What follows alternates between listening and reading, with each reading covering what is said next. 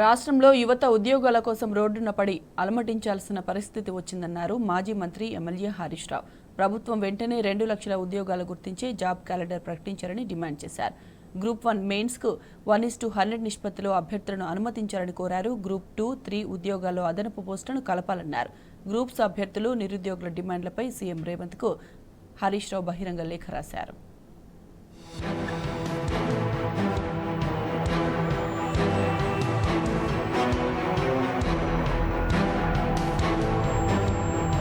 కాంగ్రెస్ ప్రభుత్వం వచ్చాక కొత్తగా ఒక్క ఉద్యోగం కూడా ఇవ్వలేదన్నారు మాజీ మంత్రి ఎమ్మెల్యే హరీష్ రావు. మొదటి ఏడాదే 2 లక్షల ఉద్యోగాలను భర్తీ చేస్తామని చెప్పి మోసం చేశారని ఫైర్ అయ్యారు. నిరుద్యోగులకు ఇస్తామన్న 4,000 భృతి కూడా ఉత్తదేనని తేలిపోయిందన్నారు. గ్రూప్స్ అభ్యర్థులు, నిరుద్యోగుల డిమాండ్లపై సీఎం రేవంత్ కు హరీష్ రావు బహిరంగ లేఖ రాశారు. నమ్మి ఓటేసిన ప్రజలను, నిరుద్యోగులను నిండా ముంచారని మండిపడ్డారు. 10 ఏళ్ల బీఆర్ఎస్ పాలనలో 1,60,000 ఉద్యోగాలు భర్తీ చేశామని గుర్తు చేసిన హరీష్ రావు, బీఆర్ఎస్ ఇచ్చిన ఉద్యోగాలకే కాంగ్రెస్ పార్టీ నియామక పత్రాలు ఇచ్చిందని విమర్శించారు. ఉద్యోగాల కోసం యువత రోడ్డున పడి అలమటించాల్సిన పరిస్థితి తెచ్చారని హరీష్ రావు మండిపడ్డారు.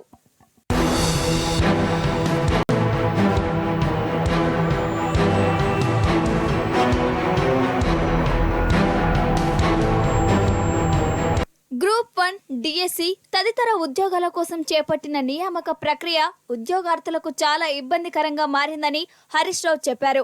కనీసం నిరుద్యోగుల విజ్ఞప్తిని వినే పరిస్థితిలో కూడా ప్రభుత్వం లేకపోవటం శోచనీయమన్నారు.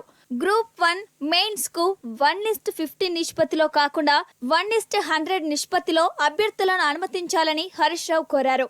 దానివల్ల తెలంగాణ గ్రామీణ ప్రాంత విద్యార్థులు గ్రూప్ 1 ఉద్యోగాలను సాధించే అవకాశాలు పెరుగుతాయని వివరించారు. కాంగ్రెస్ పార్టీ కూడా ప్రతిపక్షంలో ఉన్నప్పుడు 1:100 నిష్పత్తిలో అభ్యర్థులను ఎంపిక చేయాలని కోరినట్లు గుర్తు చేశారు.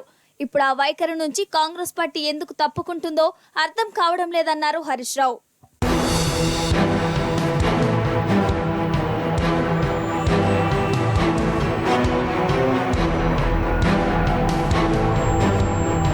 అటు గ్రూప్ 2, గ్రూప్ 3 ఉద్యోగాల విషయంలోనూ యువతకు న్యాయం చేయాలని హరీష్ రావు డిమాండ్ చేశారు.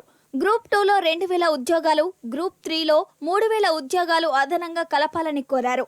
ఉద్యోగ పరీక్షల తేదీల మధ్య ఎక్కువ వ్యవధి ఉండేలా షెడ్యూల్ సవరించాలని విజ్ఞప్తి చేశారు. వెంటనే 2 లక్షల ఉద్యోగాలు గుర్తించి జాబ్ క్యాలెండర్ ప్రకటించాలని డిమాండ్ చేశారు.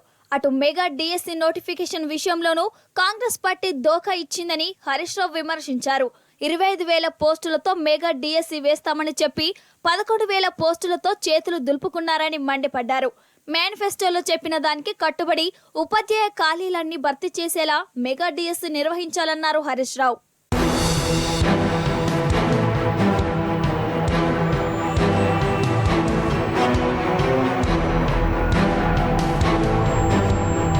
రాష్ట్రంలోని నిరుద్యోగులకు నెలకు 4,000 రూపాయల చొప్పున నిరుద్యోగ భృతి చెల్లించాలని హరీష్ రావు డిమాండ్ చేశారు. అధికారంలోకి వచ్చిన నాటి నుండి ఇప్పటి వరకున్న బకాయిలన్నీ కలిపి నిరుద్యోగ భృతి చెల్లించాలని కోరారు. కాంగ్రెస్ పార్టీ అధికారంలోకి వస్తే జీవో నెంబర్ 46 రద్దు చేస్తామని నిరుద్యోగులను నమ్మించారని గుర్తు చేశారు. కానీ అధికారంలోకి వచ్చిన తర్వాత వారిని నట్టేట ముంచి జీవో 46 ప్రకారమే నియామక ప్రక్రియ చేపట్టారని మండిపడ్డారు. నిరుద్యోగుల పట్ల కాంగ్రెస్ మోసపూరిత వైఖరికి ఇది మరో నిదర్శనమన్నారు. ప్రభుత్వం వెంటనే జీవో 46 ద్వారా ఏర్పడ్డ సమస్యలను పరిష్కరించి అభ్యర్థులకు న్యాయం చేయాలని హరీష్ రావు కోరారు.